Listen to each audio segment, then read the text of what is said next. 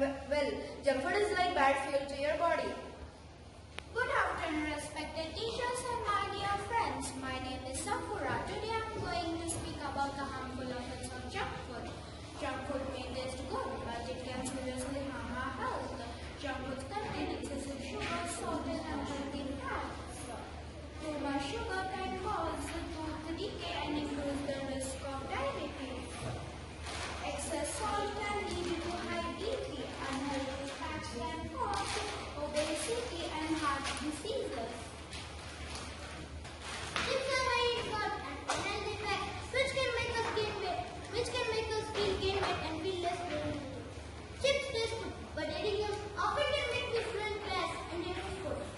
I prefer roasted peanuts or a fruit when I want a crunchy snack.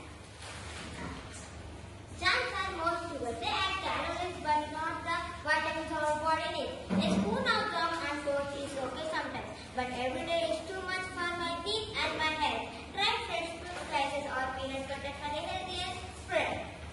Friends, we have learned about harmful effects of junk food. But what can we eat instead? Instead of eating chips, soft drinks and chocolates, we can choose fruits, nuts, coconut water and homemade snacks.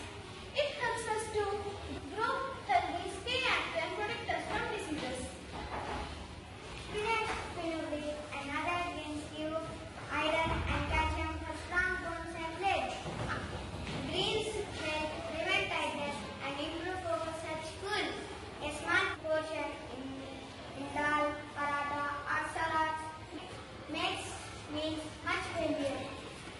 Roasted chana is rich in protein and keeps you full longer. It's a crunchy local snack that helps you control hunger between meals.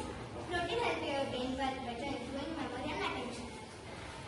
Fruits. Fruits are rich in vitamins, fibers and other nutrients which boost immunity.